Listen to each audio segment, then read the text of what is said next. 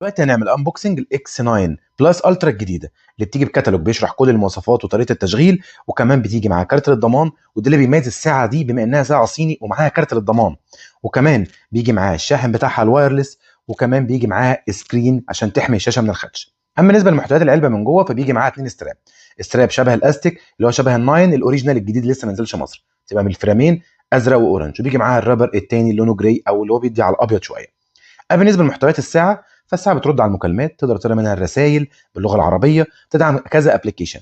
المميز في ساعات الكونكت مي عامه ان هي بيبقى فيها شويه فيتشرز كده مش موجوده في ساعات تانية. يعني مثلا التطبيقات الرياضيه، موضوع التسبيح والصلاه، وان انت ممكن تسبح الكتروني من خلال الساعه، الرد على المكالمات، وممكن تعمل مكالمات دايركت من خلال الساعه.